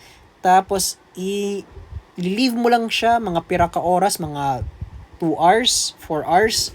Papalutaw-lutawon mo lang siya sa stomach nimo. After sina, bubutongon mo ini na string. Okay, bubutongon mo siya. Pagbutong mo sina, kung may parasite animo patient, may madikit dira na parasite. Okay? Then, ini siya na bilog, ibubutang mo siya sa microscope. Kikitaon mo siya. Then, pag nakita mo na may parasite, ibig sabihin, positive animo patient class. Okay? So, medyo invasive siya class na method. Pero ang pinaka-invasive sa inda kaini, si duodenal aspirate. Si duodenal aspirate, same concept siya sini class. kan string test. Ang problema or ang difference lang, instead na may ibubutang ka na PC pakadto sa stomach mo, ang himuon mo may hose ka. O may hose ka, ipapakadto mo sa sa tawo or sa patient mo pakadto sa stomach, then isa-suction mo. Isasak mo ang contents or ang sulod san stomach pakadto sa small intestine sa nimo patient. Okay? Sasak mo ang mga contents para may makuha ka na parasite class. So, ang pinaka-invasive talaga ini sa duodenal aspirate. So, kung nabo nyo sina na mga mapatulong pa sa PC, mabotang sa host, ang pinakamadali. Si direct fluorescent antibody, tag-cystool exam ang pinakamadali. Ang problema lang kaso siningkan antibody class is mahal siya compared sa stool exam, pero ang pinakamahal dila sa inatanan is sa RT-PCR. Si RT-PCR siya ang pinaka-specific. Okay, mas maganda pa siya in theory, okay, by the book, mas maganda ini. Okay, in theory, mas maganda. Ini siya 99% an accuracy niya class. Okay, kasi ang ginatest mo sa iya ini. Dano kay siyang tinawag na gold standard even though 90 plus lang siya. Ini siya 99. Kasi ini si direct mas mura siya compared sa iya. Kaya malangan ang reason ano kay gold standard. Aside sa mura siya, mas madali siya ma-perform compared sa RT-PCR class. Kaya mas mura, mas madali, mataas man ang accuracy niya, kaya siya ang gold standard. Even though, ang pinaka-accurate sa indetanan, kung isarabay mo ini sa test, ang pinaka-accurate nila is sa RT-PCR class. Okay? Sa amin na sa diagnosis san, Giardia lamblia. Now we go to treatment. Treatment niya, pinaka-common, metronidazole, tinidazole, and nitazoxanide. Okay? So, prevention and control, pinakauna, avoid intake of fecal contaminated water. Okay, mga itong sinabi ko kanina, kapag ma-hiking ka mo, magbalo na lang ka mo sa tubig niyo. Or kung wala agad ka makabalo, make sure na ginainit yung tubig na ginainom nyo. Kung dili ka mo sure kung malinis ba yun or dili, initon nyo past the boiling point. Okay, para sure talaga. So, drinking water should be boiled, filtered, and iodine treated. Practice proper sanitation, hand washing, proper waste disposal, and food personal, good siya. Good personal hygiene class. Okay, so that is for Giardia lamblia. Okay, so last. Okay, para sa first or less part 1. Lesson 1 naman ako. Part 1 sa protozoa. Okay, we go to Trichomonas vaginalis. So, si Trichomonas vaginalis, na-discuss ko na yun sa last lesson naton, di ba? Na-discuss ko na yun siya. So, amin itong ping-pong. Natandaan nyo amin siya itong ping-pong disease. Okay? So, expound natin siya, class. Okay? So, this parasite is not an intestinal pathogen. Tandaan nyo, hindi siya intestinal. An intestinal lang naging discuss natin is si Giardia, which is found in the small intestine, and si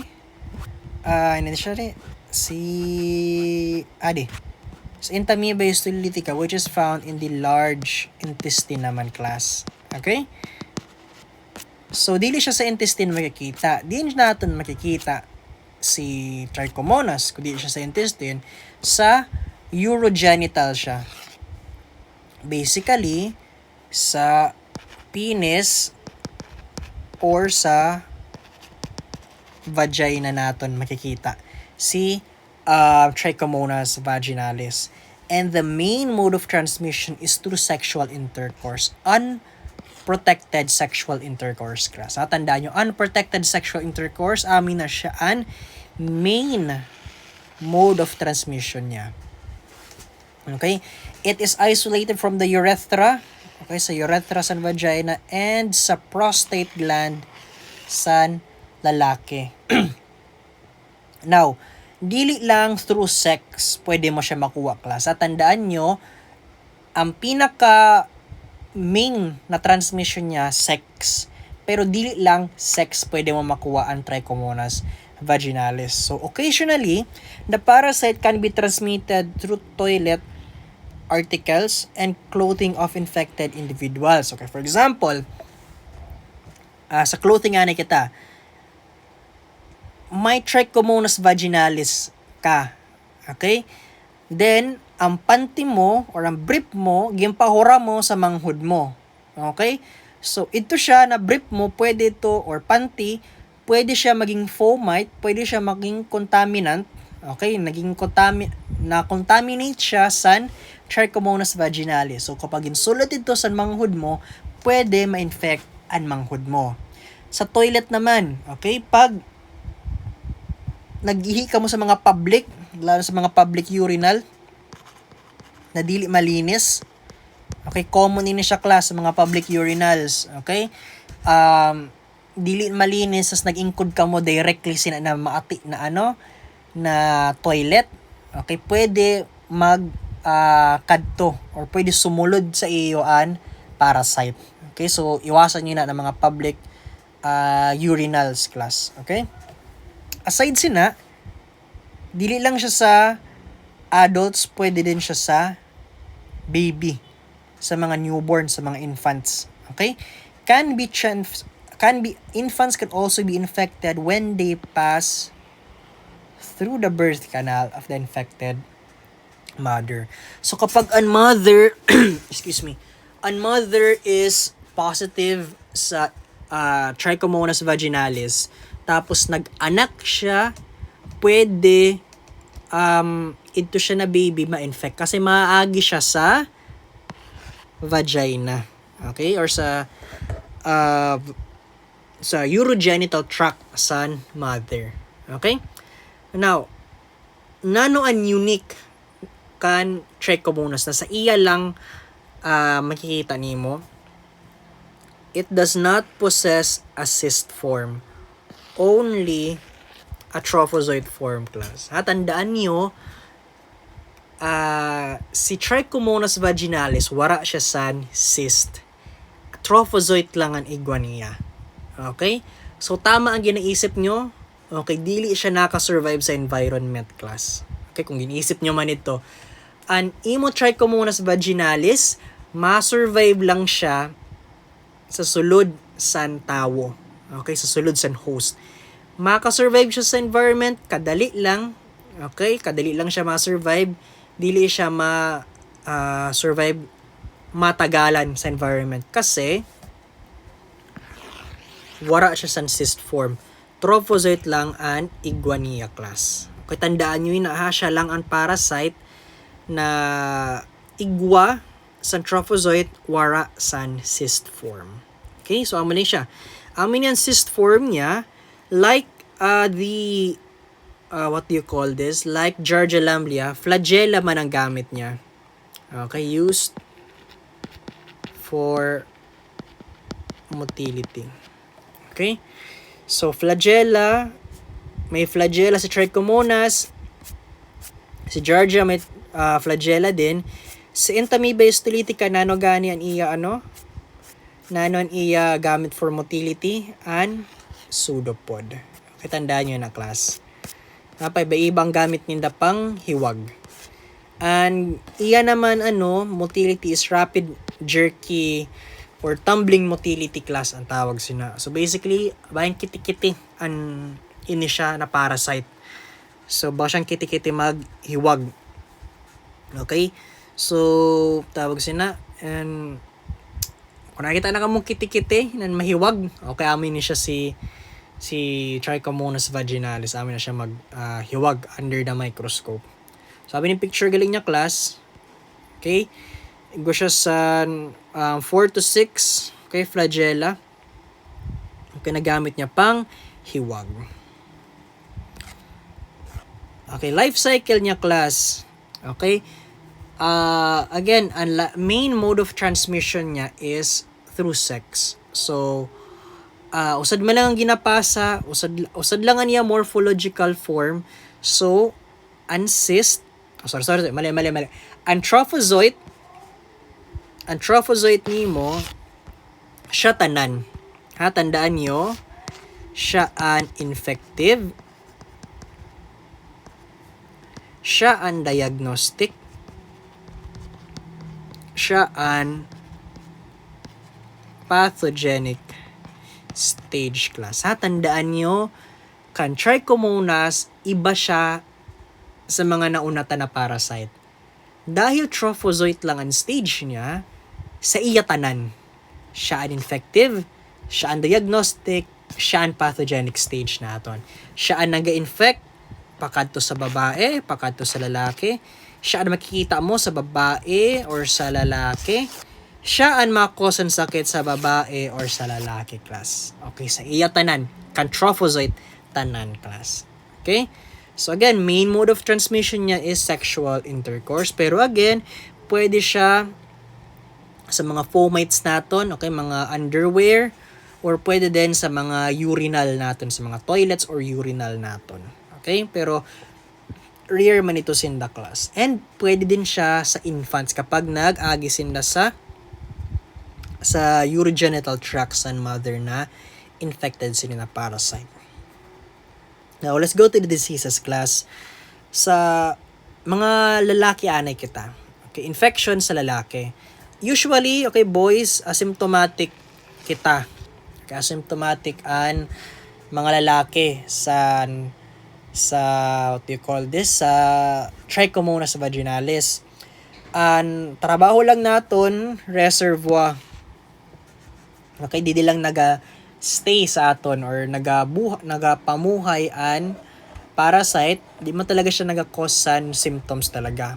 However, pag nag-cause na siya symptoms, okay, nagkakaigo sa prostatitis, okay, inflammations of the prostate, urethritis, okay, basically, ang urethra naton, may infection kita sa urethra, okay, may naga-discharge na nagalabas, okay, may mga nana na nagalabas sa urethra naton, or pag nag-ihi kita, and ang pinaka-common na symptoms is persistent or recurring urethritis. Okay, basically, pag nag-ihi ka, mahadlat, is the most common symptomatic form of infection sa mga men, sa mga boys. So, amin na siya, una, masakit ang prostate nimo. Okay, masakit sa prostate. Pag nag-ihi ka, masakit, tapos may discharge na nagalabas. Kaya amin na siyaan symptoms. Okay, nangyayari lang yun na siya class kapag una, damo na parasite ang nakasulod sa imo, mababa ang immune system mo, or kapag mataas ang virulence san parasite na nakapasok sa imo. Okay, kaya nagkakaigwa symptoms sa lalaki.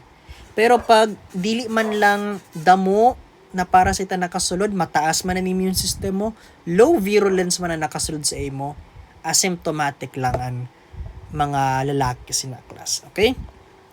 Now, sa mga baby kita, sa mga infants, okay, ang pinaka-common na manifestation is conjunctivitis. Ini. Paglabas ninda, nagkakaigwas ini, naganana an inda mata. Okay?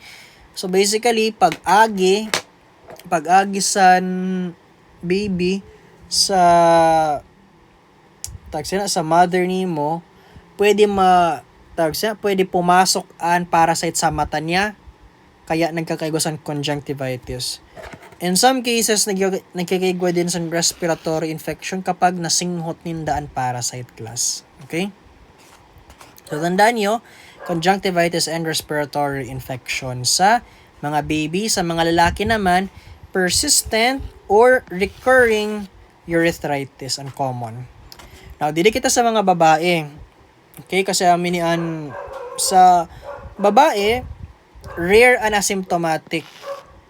Usually symptomatic sa mga babae class. So, pag asymptomatic ka, patients experience scant and watery vaginal discharge. So, may discharge, pero dili nana. Watery bagan gel an imo discharge dida. Okay, watery na discharge. Okay? Now, pag symptomatic naman, malala na class, okay? So, foul-smelling and greenish-yellow na discharge. Nana, irog sini. Okay, mabaho na yellow-green na discharge. Kami na nangyayari sa mga babae class. Okay? So, pag irog sina, may lumabas sina sa vagina sa patient mo, sa din na sa mga key symptoms para masabi na igway na siya sa trichomonas vaginalis. Okay? So, this is accompanied by pruritus,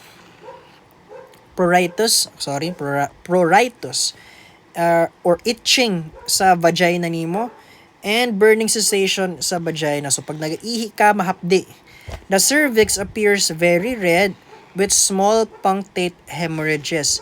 Ang tawag mo sina, strawberry cervix. So, basically, ang cervix, okay, nagkakairog sini. Okay, nagiging irog sini ang cervix class. So, may mga small punctate hemorrhages kita ini, garagmay.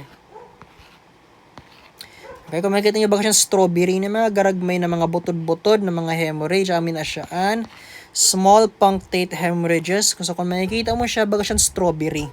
So, ang tawag mo siya strawberry cervix. So, pag irog sina class, strawberry cervix, may mga discharge na mabaho-bahawin ang class na discharge. Tapos, mahapdi pag-ihi, trichomonas na yun siya class. Okay?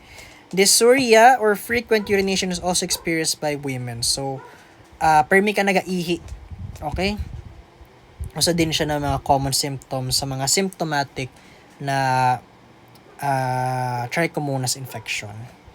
So, tandaan nyo na na klasa, sa lalaki, persistent or recurring urethritis, sa baby, conjunctivitis or respiratory infection. Sa babae naman, discharge na greenish yellow, strawberry cervix. Okay, may mga common symptoms sa babae.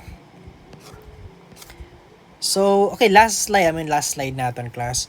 Okay, paano gina-diagnose? Okay, finding the trophozoite. Kasi trophozoite man lang ang nakikita naton, class. Okay, wala man cyst.